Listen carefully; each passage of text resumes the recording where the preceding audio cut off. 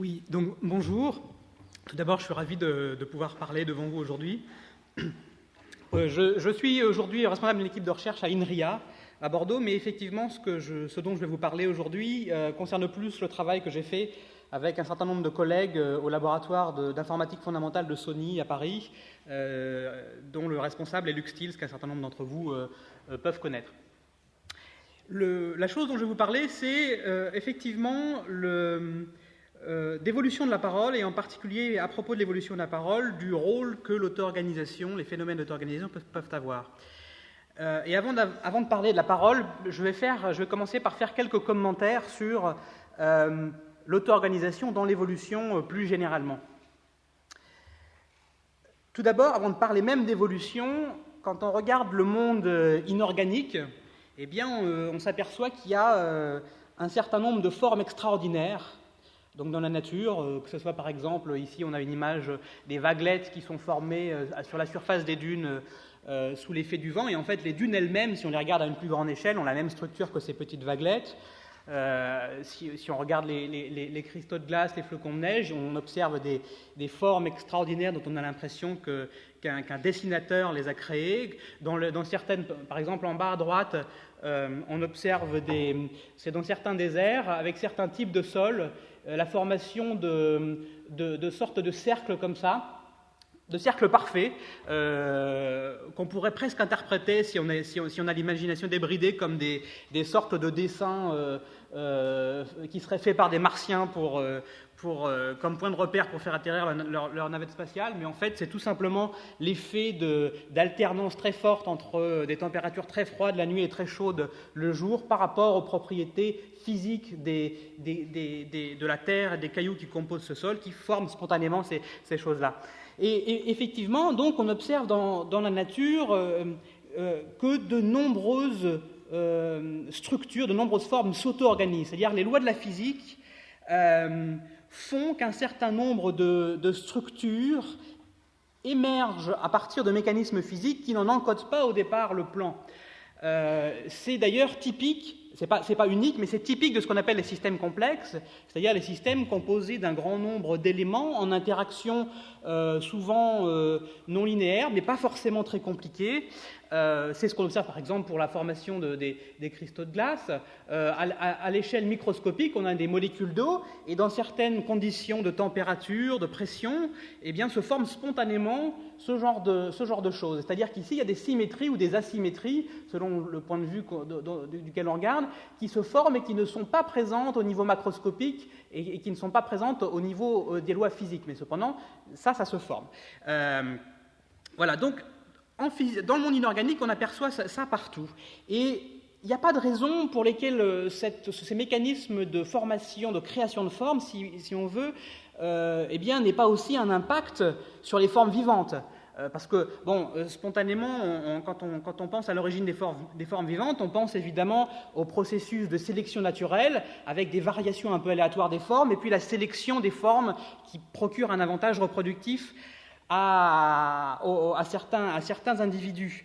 Mais simplement, probablement aussi que les lois de la physique, tout simplement, ont un rôle très important dans la formation de ces formes. Par exemple, quand on regarde la formation des coquilles de certains mollusques, de certains escargots par exemple, dont on comprend maintenant assez bien les mécanismes, on va dire chimiques, de calcification progressive, qui ne sont pas si compliqués que ça, mais qui forment des spirales absolument parfaites avec des lois mathématiques extraordinaires.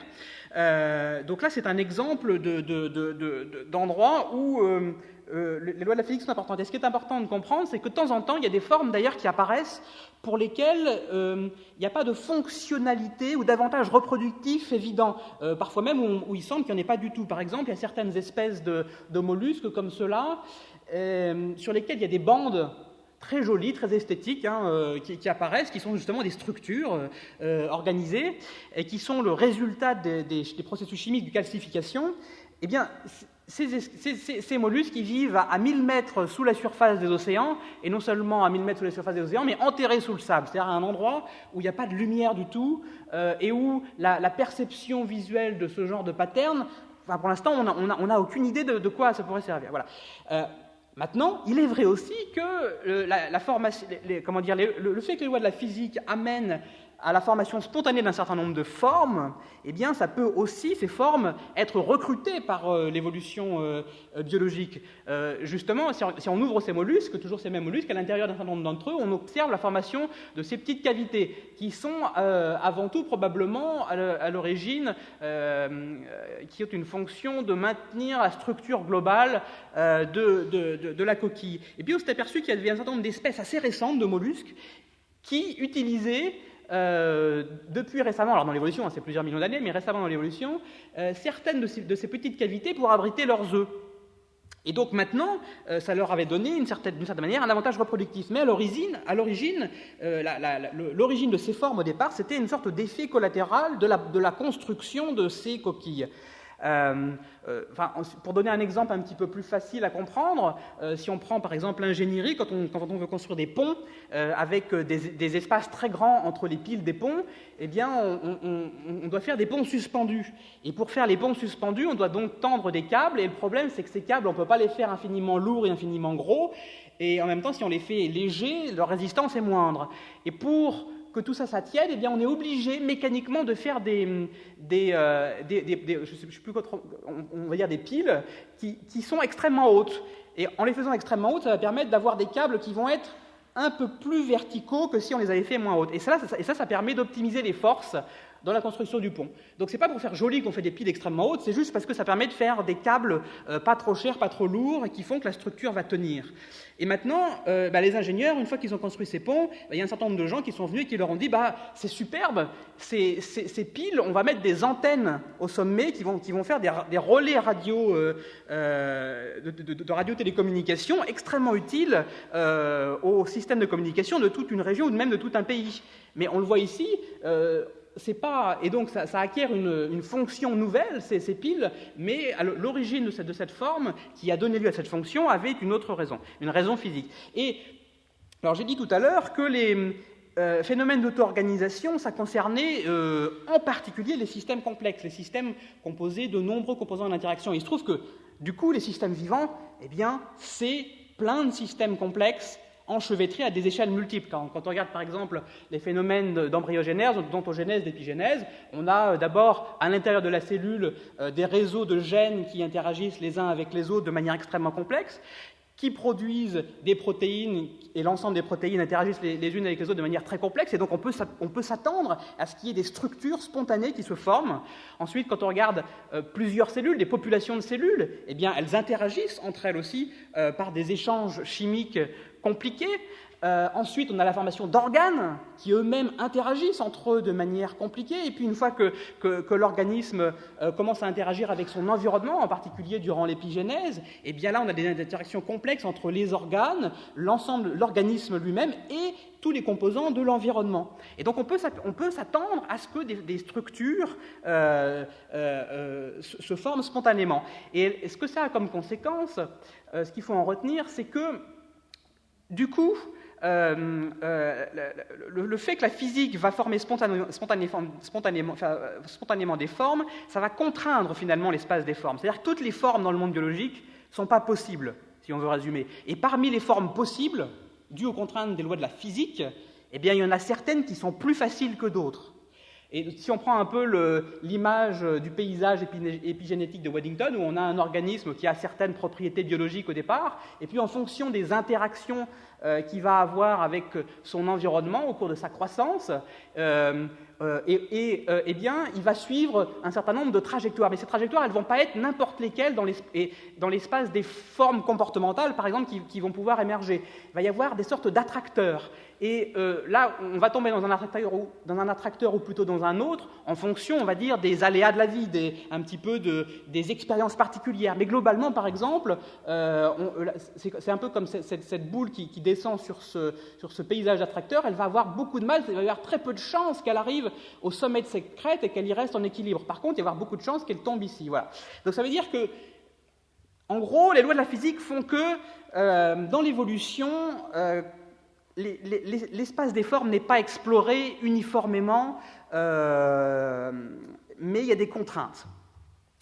Et en particulier aussi, il y a des contraintes de non-linéarité, c'est-à-dire que Je vais donner par exemple un petit exemple, une expérience physique très facile à faire qui illustre bien ce concept. Vous prenez une poêle, vous versez un petit peu d'huile dedans, vous mettez un petit peu de grain de sel, très fin dedans, pas trop, et puis vous chauffez, vous commencez à chauffer tranquillement par en dessous. Il va y avoir un flux de chaleur, un flux d'énergie à travers cette fine couche d'huile.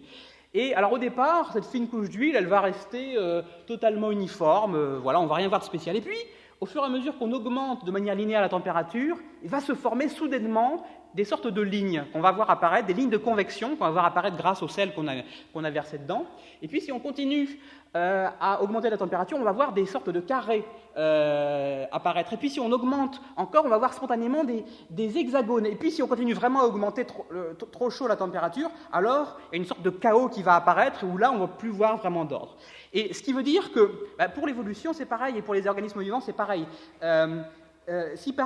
Ça implique que si par exemple certains petits changements dans un système complexe qui forme un organisme vivant, que ce soit au niveau des gènes ou au niveau de l'interaction d'un organisme déjà en cours de développement avec son environnement, de petits changements peuvent provoquer de grandes conséquences structurelles. Alors, il se trouve qu'on va revenir à la parole, justement, après avoir fait ce détour, qu'il y a un certain nombre de chercheurs qui ont proposé que que l'auto-organisation, ces phénomènes d'auto-organisation, pouvaient avoir un rôle extrêmement important dans l'évolution du langage et des langues, et dans notre compréhension, justement, de ces phénomènes. Alors, pourquoi je précise l'évolution du langage, d'une part, et l'évolution des langues, d'autre part? C'est-à-dire qu'en fait, il y a deux niveaux. Il y a d'une part le rôle de l'auto-organisation dans l'évolution de la capacité de langage, donc dans l'évolution biologique, et puis d'autre part le rôle de l'auto-organisation dans l'évolution culturelle. C'est-à-dire qu'une fois qu'on a cette capacité biologique à parler, comment les langues évoluent-elles? Et effectivement, d'ailleurs, ce n'est pas des questions d'un point de vue formel si différent que ça, parce qu'on peut considérer d'une certaine manière l'évolution culturelle comme des sortes de processus darwiniens. Alors je dis bien on peut, ça ne veut pas dire qu'on doit, et il y a un certain nombre de différences importantes, mais il y a aussi un certain nombre de similarités fortes. Voilà. Juste pour rappeler le contexte, en fait, ces personnes qui ont parlé de l'auto-organisation, c'est on va dire au cours des années 80, et puis c'est devenu fort à partir du début des années 90. Et la question plus générale des origines du langage, comme l'a dit ce matin Stanislas Dehaene, c'est une question qui était très très importante au centre de toutes les discussions scientifiques au XIXe siècle et même avant, à tel point qu'il y a beaucoup de théories farfelues qui ont été proposées, que ça a agacé un peu les académies scientifiques qui ont décrété qu'il fallait un petit peu la bannir. C'est devenu une question pas très centrale dans la plupart du XXe siècle, et en fait ça a été renforcé probablement par la linguistique chomskienne et le structuralisme en général, qui a focalisé l'attention de beaucoup de chercheurs sur les études synchroniques et typologiques des structures syntaxiques, en reléguant un petit peu l'étude des locuteurs, c'est-à-dire des gens qui utilisent la langue, la pragmatique du sens, et puis surtout de l'évolution en périphérie. Ça ne veut pas dire qu'ils pensaient que c'était des questions pas intéressantes, mais il se trouvait que en pratique, l'attention des recherches n'était pas portée sur ces questions-là. Et puis, il se trouve qu'à la fin du XXe siècle, probablement une confluence de travaux, c'est-à-dire d'une part le fait que des outils d'imagerie cérébrale permettaient d'identifier des circuits cérébraux du traitement du langage, et puis d'autre part des travaux en génétique qui permettaient de lier, comme on vient de le voir, certaines variations génétiques à certaines déficiences linguistiques, et puis d'autre part à tracer le mouvement des populations à travers le temps. Ça a permis d'une certaine manière de naturaliser le langage et de le faire rentrer un petit peu plus dans les sciences dures, et voilà, c'est redevenu une question absolument centrale. Et il y a plusieurs types de questions que les gens se posent sur les origines du langage, qui sont des questions un petit peu d'ordre différent. D'abord sur les origines donc de la capacité biologique à parler. Le premier genre de question, c'est pourquoi le langage est-il apparu? C'est-à-dire quelles furent les pressions de sélection qui ont été qu'on doit mettre en avant pour expliquer son apparition, et dans quel contexte écologique et social, par exemple. Donc ça, c'est vraiment la question de pourquoi. Il y a beaucoup de gens qui y réfléchissent, et ce n'est pas une question évidente du tout, parce que, par exemple, le langage, ça implique aussi un certain coût bioénergétique, un certain coût social, et voilà, il y a beaucoup de gens qui débattent là-dessus. Mais outre ces questions-là, il y a aussi la question, même si on arrive par exemple à se mettre d'accord sur les pressions de sélection qui peuvent permettre d'expliquer la sélection du langage, se pose quand même la question de savoir comment le langage est apparu, c'est-à-dire quelles sont les innovations biologiques ou culturelles qui l'ont rendu possible. C'est-à-dire, quelle est l'origine des formes et des structures du langage? Avant qu'elles soient sélectionnées, il faut entre guillemets, qu'elles puissent apparaître. C'est deux questions qui sont un petit peu différentes. Et les gens qui s'intéressent aux notions d'auto-organisation sur le langage, c'est en particulier à la question de comment qui essayent de répondre. Pour l'évolution des langues, il y a un peu en parallèle le même type de questions. D'abord, il y a des gens qui se posent des questions sur quels changements ont lieu dans les langues au cours du temps dans le monde, quel type de changement, pourquoi les langues évoluent-elles, pourquoi les langues humaines ont-elles la structure qu'elles ont aujourd'hui et pas une autre, voilà. Et puis il y a aussi des questions qui se posent, des gens qui se posent la question du comment. C'est-à-dire que quels sont les mécanismes, les causes proximales, si on veut, de ces changements? Quels sont les mécanismes de formation d'une nouvelle langue? Et là encore, c'est là que les processus d'auto-organisation peuvent être mis en avant. Alors, le problème, c'est que c'est bien beau l'auto-organisation, mais j'ai dit tout à l'heure que ça caractérisait beaucoup les systèmes complexes et que la biologie est plein de systèmes complexes et qu'avant d'être complexe, c'est donc très compliqué. Et il se trouve qu'aujourd'hui, on a assez peu d'outils pour bien les appréhender, ces phénomènes d'auto-organisation. Les mathématiques sont souvent, dès que ces systèmes sont trop complexes, un petit peu démunis, et il se trouve qu'aujourd'hui, l'un des outils peut-être les plus productifs pour avancer, c'est l'ordinateur, c'est l'informatique, parce que ça permet de faire des simulations. En particulier, par exemple, ça a eu un rôle très important dans les années 80 pour comprendre la formation de superstructures dans les sociétés d'insectes. La manière, par exemple, dont les sociétés de termites pouvaient construire des architectures avec des salles avec des rôles très particuliers, des conduits d'aération, des salles de repos, des salles d'alimentation, etc., etc. Alors que, bon, on avait beau décortiquer à la fois la structure physiologique d'une termite et le comportement d'une termite, et il semblait bien qu'aucune termite en particulier ne possède le plan, la carte de cette grande structure. Et donc, voilà. Mais ça restait un petit peu spéculatif, tout ça. Il y a des gens qui ont fait des simulations, qui ont modélisé des termites avec des comportements très simples et qui ont développé leurs intuitions à un tel point qu'aujourd'hui, on comprend beaucoup mieux comment des comportements très simples, au niveau d'une termite, quand on met des centaines de termites ensemble, eh bien, ça peut former des structures sociales ou des structures physiques, comme les nids de termites, absolument extraordinaires. Et donc ici, la simulation informatique a eu un rôle très important dans le développement des intuitions, pas directement pour valider, on va dire, une théorie, pour dire ça se passe comme ça effectivement dans le vivant, mais comme outil pour développer la pensée et adapter les hypothèses, vérifier leur cohérence interne, voilà. Et ça a été utilisé pas seulement en éthologie des insectes, mais par exemple pour comprendre les dynamiques évolutionnaires complexes, des gens comme Maynard Smith ou en biologie théorique, c'est très utilisé les simulations informatiques. En fait, d'ailleurs, même probablement que les premières simulations informatiques ont été faites par Turing lui-même. Et en fait, l'une des raisons pour laquelle il a inventé l'ordinateur, c'est qu'il voulait faire ce genre de simulation, et il a fait des simulations de morphogénèse, qui sont un petit peu liées justement à l'embryogenèse. Bon, ça n'a pas été très loin ce qu'il avait fait, mais voilà, c'était un petit peu... Et tout ça pour vous expliquer que finalement, la question des origines du langage, il y a beaucoup de gens qui s'y intéressent, de multiples disciplines, et dedans, parmi ces disciplines, il y a des informaticiens. Et donc aujourd'hui, j'aimerais un petit peu vous illustrer qu'est-ce que des informaticiens peuvent apporter comme grain de sel dans cette réflexion. Alors justement, il y a un certain nombre de gens qui ont commencé à construire des modèles, ou on va dire plus exactement des expérimentations informatiques pour étudier à quel point les mécanismes d'interaction peut-être simples, soit à l'intérieur de composants à l'intérieur du cerveau ou entre des individus, pouvaient permettre l'émergence de structures linguistiques un petit peu auto-organisées, de la même manière que les nids de termites émergent, s'auto-organisent à partir de l'interaction de nombreuses termites qui ne possèdent pas le plan, entre guillemets, de ces nids de termites. Et peut-être qu'un certain nombre de structures linguistiques peuvent s'expliquer comme le résultat auto-organisé de l'interaction d'un certain nombre d'individus, et à l'intérieur des individus d'un certain nombre de modules, qui, individuellement, regardés de manière uniquement réductionniste, ne possèdent pas le plan global. Donc il y a des gens qui ont développé des modèles de l'origine des conventions lexicales, de l'origine des catégories sémantiques, c'est-à-dire la manière dont une langue peut développer une ontologie du monde particulière, de l'origine de la syntaxe, de la grammaire, c'est-à-dire de la manière dont la syntaxe se couple avec la sémantique, et puis de la parole. Et moi, aujourd'hui, je vais vous parler de la parole. Je vais essayer de vous donner un exemple d'expérimentation informatique sur l'origine et l'évolution de la parole.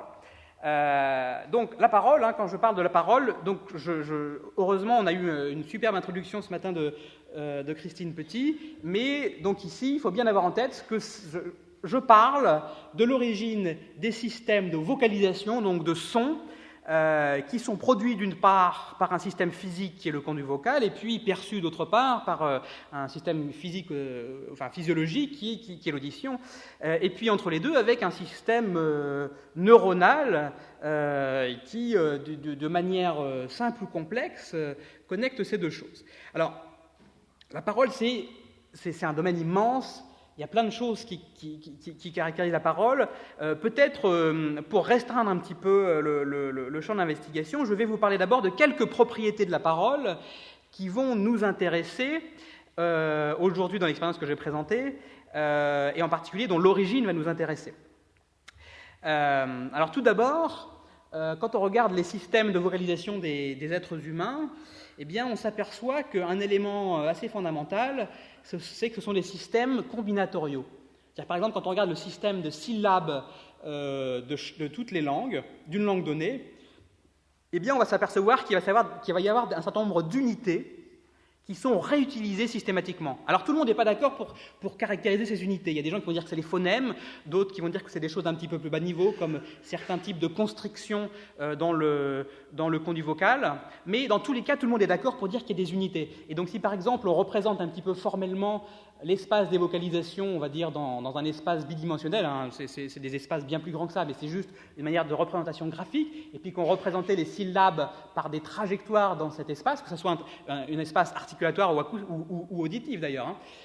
Et puis qu'on essayait, par exemple, pour une langue donnée, de représenter l'ensemble des syllabes de cette langue, eh ben jamais on aurait un dessin qui ressemblerait à ça. On a toujours un dessin qui va ressembler plus ou moins à ça. Hein, je schématise, mais c'est plus ou moins ça. C'est-à-dire qu'il y a un espace qui est au départ continu, hein, qui est l'espace d'une part vocal, physiologique, qui est un espace continu, d'ailleurs qui peut produire des centaines et des centaines de sons, comme l'a dit ce matin Christine Petit. En fait, même si on est... Parce que, effectivement, si on fait l'inventaire, par exemple, de toutes les voyelles et les consonnes dans les langues du monde, on arrive à peu près à 800. Mais si on est même juste mathématiquement, physiologiquement, avec le conduit vocal, on peut produire une infinité de sons.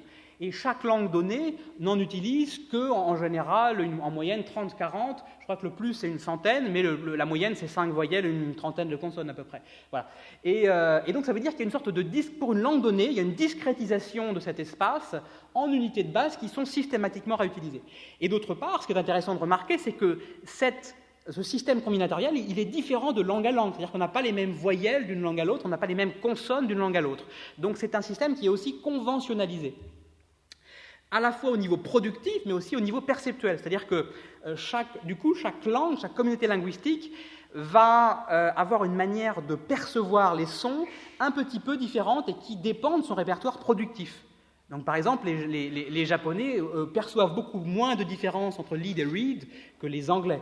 Parce que pour eux, le E et ce ne sont pas deux unités combinatorialement différentes et contrastives dans leur langue. Et dernière chose, si on regarde l'ensemble des répertoires de ces unités qui sont réutilisées dans chaque langue, et qu'on essaye de faire des statistiques sur l'ensemble des langues du monde, eh bien on s'aperçoit qu'il y a une dualité très intéressante. D'une part, il y a un certain nombre d'universaux, c'est-à-dire que par exemple, il va y avoir certaines voyelles ou certaines consonnes qui vont être très fréquentes, comme par exemple A, E, I, O, U, c'est des voyelles très fréquentes, mais qui apparaissent souvent dans les langues du monde. Il y a certaines consonnes qui vont apparaître très souvent aussi dans les langues du monde, et ce n'est pas simplement des voyelles, ça peut être des systèmes de voyelles aussi, des structures entre les voyelles, mais d'autre part, il y a une grande diversité, et en particulier, il y a de temps en temps, il apparaît dans certaines langues, certains sons qui sont très très rares. Voilà. Puis après, il y a le spectre intermédiaire. Donc par exemple, en français, on a la voyelle en qui n'est pas si fréquente que ça. Voilà, donc il y a une dualité universo-diversité. Et quand on regarde donc toutes ces propriétés, on peut se poser un certain nombre de questions. Première question, on peut se poser quels sont finalement les prérequis biologiques qui permettent la formation de codes de la parole. Je dis bien de codes parce que, comme on l'a vu, c'est des conventions linguistiques. Et on peut donc se poser la question, est-ce que ces propriétés, ça correspond à des changements biologiques plutôt majeurs ou plutôt mineurs?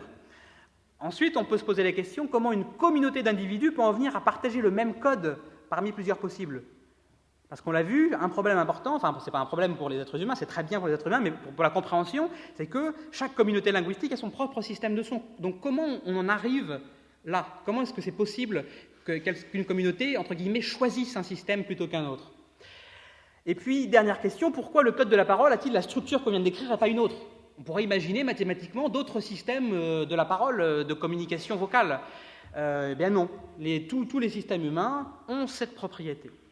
Alors, il y a plein de gens qui ont essayé de répondre à ces questions, et en particulier à la dernière, et probablement qu'aujourd'hui l'approche qui rassemble le plus de consensus, c'est celle qu'on pourrait appeler l'approche morpho-fonctionnelle, et qui consiste à expliquer la structure des systèmes de la parole aujourd'hui en disant qu'ils sont une sorte de très bon compromis entre, d'une part, leur fonction, qui est une fonction de communication. Les sons, c'est utilisé pour désigner des choses différentes, donc il faut que les sons soient, entre guillemets, maximalement différents les uns avec les autres, qu'on ne les confonde pas, sinon on n'arriverait pas à se comprendre. Mais d'autre part, il y a des contraintes morphologiques et perceptuelles, d'une part des contraintes énergétiques, c'est-à-dire que c'est bien d'essayer de prononcer des sons qui ne se confondent pas, mais en même temps, il ne faut peut-être pas dépenser trop d'énergie pour les confondre. Et puis, il y a un certain nombre d'autres contraintes. Et il y a des gens qui ont fait des modèles informatiques, d'ailleurs, ou mathématiques, comme on veut, c'est un peu la même chose là, comme par exemple des gens qui s'appellent Lindblom et Wiegand-Kranz, qui ont par exemple, pour étudier la structure des systèmes de voyelles, défini une sorte d'énergie d'un système de voyelles qui prend en compte le compromis entre la distinctivité acoustique et puis le coût énergétique, et puis aussi une notion de salience acoustique. Puis il a cherché les systèmes de voyelles qui optimisaient ça, et puis il s'est aperçu qu'il trouvait les systèmes de voyelles les plus fréquents dans les langues du monde. Donc c'était un résultat très important parce que, d'une certaine manière, ça valide cette approche. Maintenant, cette approche, il y a un certain nombre de choses aussi qu'elle n'explique pas. En particulier, elle n'explique pas comment cette optimisation, elle peut avoir été réalisée dans la nature ou dans la culture, d'ailleurs, on ne sait pas trop. Et si les bonnes solutions, entre guillemets, les solutions optimales, elles ont été faciles, entre guillemets, à trouver ou difficiles. C'est-à-dire, est-ce que c'était une aiguille dans une botte de foin, ou finalement, est-ce que c'était un attracteur, comme on l'a vu tout à l'heure, et que les lois de la physique ont beaucoup aidé à les trouver. D'autre part, ce genre de théorie n'explique pas non plus comment une communauté donnée peut choisir un système plutôt qu'un autre, parce que finalement, il n'y a pas qu'un système optimal, il y a plein de systèmes optimaux. Pour être exact, il y a des systèmes, il y a un certain nombre de minimaux locaux qui sont suffisants pour arriver à communiquer.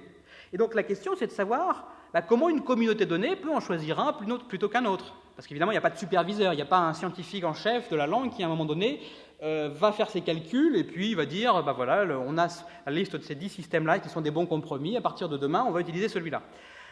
Et puis, dernière chose, ça explique pas très bien la dualité oui, je me suis trompé, excusez-moi, la dualité universo-diversité. C'est-à-dire que ce système, ça permet de prédire les systèmes les plus fréquents dans les langues du monde, mais en même temps, de temps en temps, il y a des systèmes dans certaines langues qui ne sont pas si optimaux que ça par rapport à ces critères. Voilà. Alors, il y a un certain nombre de gens qui ont développé des modèles qui s'appellent individuocentrés, c'est-à-dire dans lesquels on modélise des individus dotés de conduits vocaux, de modèles de conduits vocaux, de modèles de l'audition, puis de modèles de systèmes neuronaux qui couplent ça, pour essayer de comprendre ce qui peut se passer dans des populations d'individus et comment justement ces questions de formation, de mécanismes de formation ou d'optimisation, selon le point de vue dans lequel on se place, peuvent se réaliser. Donc je vais vous présenter une expérience qui est une expérience qui est là pour aider un petit peu à mieux penser justement les origines de la parole et en particulier concernant les questions dont je viens de parler, dans un contexte prélinguistique, c'est-à-dire en imaginant qu'on est dans un contexte dans lequel il n'y a pas encore de langage, comme on le connaît aujourd'hui en tout cas. Donc ça veut dire que ce n'est pas un modèle de l'évolution des langues aujourd'hui. Et aussi, deuxième chose, comme les modèles informatiques qui ont été développés dans les années 80 pour les sociétés d'insectes, ce ne sont pas des modèles qui se veulent réalistes dans le sens où on veut implémenter de manière très précise, par exemple, telle structure du conduit vocal ou telle structure du cerveau que tel ou tel chercheur en neurophysiologie, par exemple, ou spécialiste du conduit vocal, a établi. On se place à un niveau un petit peu plus élevé, à un niveau un petit peu plus abstrait, et le but ici, ce n'est pas de valider des modèles, c'est de développer des expériences de pensée pour développer nos intuitions. Donc voilà, c'est ça que je voulais préciser. Alors, dans cette expérience que je vous présente, eh bien, on va utiliser donc des modèles, des sortes de robots, si vous voulez, dotés de conduits vocaux et d'oreilles, et qui vont être dotés de ce qu'on pourrait appeler un kit neural, une architecture neurale de base qui lui permet de faire de l'imitation vocale. Et pas n'importe quel type d'imitation, en fait, l'imitation peut-être la moins compliquée, l'imitation holistique. C'est-à-dire, quand je dis holistique, être capable d'imiter une vocalisation dans son ensemble sans forcément la décomposer en unités avec une structure particulière. Donc c'est un peu exactement le même système qu'un système, par exemple, d'imitation de gestes, où par exemple, moi je vous demande d'imiter ce geste-là que je suis en train de faire, et vous allez l'imiter dans son ensemble sans forcément connaître les primitives motrices que moi j'ai utilisées pour le générer. Et donc, pour résumer un petit peu, à quoi ressemble cette architecture? Donc on va avoir d'un côté un modèle de l'oreille, si vous voulez, qui va transformer des ondes acoustiques en représentation interne, donc qui va réaliser un certain nombre de mesures sur ces ondes acoustiques. De l'autre part, un modèle du conduit vocal qui, étant donné des commandes motrices qui vont conduire et déformer le conduit vocal, va produire des ondes acoustiques, voilà. Et puis, entre les deux, on va avoir un système neural qui va avoir deux grandes parties. D'abord, ce qu'on va appeler une carte perceptuelle, c'est-à-dire un ensemble de structures neurales qui va cartographier l'ensemble des images auditives possibles, si on veut, et puis une carte motrice qui va cartographier l'ensemble des images motrices possibles, et puis un certain nombre de connexions entre ces deux éléments. Alors, dans le genre de modèle, ça c'est une architecture qui est très générale, et il faut penser surtout à un niveau fonctionnel. Hein. Il ne faut pas du tout penser que ça correspond à telle partie précise du cerveau, et ça à telle autre partie précise du cerveau. On se place à un niveau fonctionnel un petit peu au-dessus. Et d'autre part, cette architecture, elle est un petit peu indépendante, justement, des mesures perceptuelles qui est fait par le système auditif. La seule chose qu'elle présuppose, c'est qu'on est capable d'avoir une mesure de similarité entre les sons et entre les programmes moteurs, et qu'on peut placer justement les sons dans des sortes d'espaces comme ça. Et donc, typiquement, ces architectures neurales, eh bien, elles vont être au départ aléatoires, c'est-à-dire qu'on va générer des neurones qui vont cartographier, on va dire, qui vont être chacun de ces neurones, qui sont ici des petits points. Alors, ici, c'est en 2 dimensions, c'est pour faire une représentation graphique facile, bien compréhensible. En réalité, on représente les images auditives et motrices dans des espaces de plus grande dimension, mais c'est pour qu'on puisse visualiser. Et chaque petit point-là, si vous voulez, ça correspond à une structure neurale élémentaire qui réagit, qui encode de manière spécifique une image acoustique, et qui, si on fournit en stimulus l'image acoustique correspondant à ce neurone-là, elle va s'activer maximalement. Si on fournit en stimulus une image un petit peu plus éloignée, elle va s'activer moyennement, et si on encode un stimulus très éloigné, il va s'activer pas beaucoup, voilà. Et donc on a ça des deux côtés. Alors ce genre de modèle, il a été utilisé par plein de gens qui font de la modélisation de l'apprentissage de la parole, par exemple, et en particulier pour apprendre les correspondances perceptuomotrices. Et comment ça se passe en général? Alors ce que j'ai oublié de préciser, c'est aussi que les connexions entre ces deux cartes-là, elles sont au départ complètement aléatoires. Hein.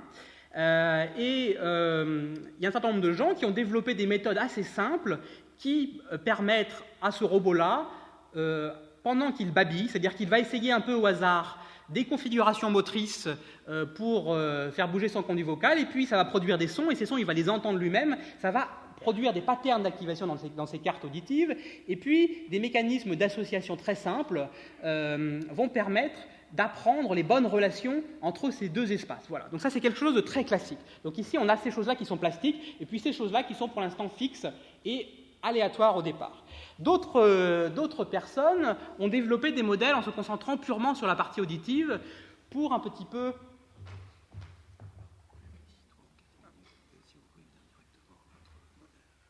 D'accord. Oui. Donc ici, c'est un certain nombre de gens qui ont développé des modèles où la plasticité, elle se plaçait au niveau des cartes auditives et par des règles très simples d'évolution de ces neurones qui sont au départ aléatoires, permettent au robot d'apprendre par exemple la distribution des sons ou des vocalisations qu'il entend dans une langue donnée. Donc, par exemple, des gens comme Cohen ont utilisé des réseaux de neurones qu'on appelle des cartes de Cohen, donc maintenant, pour permettre à une machine d'apprendre les prototypes de voyelles qui sont présents dans une langue donnée. Voilà. Maintenant, on peut coupler ces deux modèles en un seul modèle en ayant une plasticité à la fois au niveau des cartes auditives, des relations entre les cartes auditives et les cartes motrices, et en projetant exactement la même dynamique, la même plasticité des cartes auditives dans les cartes motrices. Et la conséquence de ça, ça veut dire que, d'une part, le robot va babiller et apprendre lui-même les correspondances entre ses commandes motrices et les perceptions de son, mais d'autre part, il va entendre des sons qui sont produits dans son environnement, et ces cartes auditives vont évoluer de telle manière qu'il va apprendre la distribution des sons qu'il entend. Et ça, ces activations-là, à chaque fois qu'il entend un son, elles se propagent dans les cartes motrices, et les cartes motrices, avec exactement la même plasticité, elles vont modéliser la distribution de ces sons, mais dans l'espace moteur. Et qu'est-ce que ça va avoir comme conséquence d'avoir ce robot, entre guillemets bébé, qui à la fois babille en s'écoutant lui-même et écoute les autres? Eh bien, si on le fait entendre par exemple de la parole humaine, eh bien, il va se mettre progressivement à babiller en explorant préférentiellement les sons qu'il entend dans son environnement. Et ça, c'est quelque chose d'ailleurs qu'on observe assez bien chez les bébés et même chez les humains. On adapte notre manière de prononcer les sons à notre environnement auditif. Voilà. Maintenant, expérience assez rigolote, ça, on a toujours mis ce type de robot-là dans des cas où on le faisait entendre de la parole qui existait déjà, par exemple du français ou de l'anglais ou du chinois. Maintenant, que se passe-t-il si on place une population de ces robots babillants entre eux? Il n'y a pas de système de parole qui existe déjà, mais ils babillent et puis ils s'entendent les uns les autres, ils s'entendent eux-mêmes. Alors, a priori, on pourrait se dire qu'il ne va pas se passer grand-chose parce que, comme ces cartes sont aléatoires, au départ, chacun va produire des vocalisations qui vont être un peu uniformes, un peu aléatoires dans l'espace des vocalisations. Et puis, comme j'ai dit que le système de plasticité faisait que, en gros, leur babillage va s'orienter pour coller un petit peu la distribution des vocalisations qu'ils entendent, ça ne devrait pas évoluer parce que c'est un système en équilibre. Sauf que ce n'est pas un système en équilibre stable, parce qu'effectivement, ce système-là, ça introduit une sorte de boucle de rétroaction positive. Si par hasard, il y a certaines vocalisations qui sont produites un petit peu plus souvent que les autres, eh bien, ce changement dans la distribution va être amplifié, et il se trouve, si on fait des expériences, qu'on met un certain nombre de robots entre eux, qu'il y a une cristallisation qui va apparaître, et progressivement et assez vite, leur système de vocalisation s'auto-organise. Alors, on ne va pas rentrer dans les détails de ce que ça représente, mais en gros, ce sont des représentations de leurs cartes neuronales qui disent qu'en pratique, ils se mettent à produire des vocalisations qui sont composées d'éléments systématiquement réutilisés et qui discrétisent l'espace, par exemple, des configurations motrices. Donc, et en plus, que ces éléments discrets qu'ils utilisent systématiquement pour vocaliser, eh bien, ce sont les mêmes chez tous les robots d'une même société. Ce qui est intéressant, c'est que si on fait la simulation plusieurs fois, plusieurs populations de robots, eh bien, à chaque fois, on a des systèmes de vocalisation qui vont être différents. Donc, on a une grande diversité. Voilà. Et puis, petit résultat un petit peu pour raffiner, si on laisse un robot tout seul babiller sur lui-même, sans partenaire, eh bien, ces vocalisations vont aussi s'organiser. Vont aussi s'auto-organiser. C'est-à-dire que, naturellement, elles vont devenir combinatoriales. C'est une sorte d'attracteur de son couplage moteur-perceptuel. Maintenant, si on en met plusieurs chacun de leur côté, ils vont chacun se cristalliser sur des systèmes de vocalisation différents. Si on les met ensemble, eh bien, ils vont naturellement et spontanément se synchroniser sur le même système.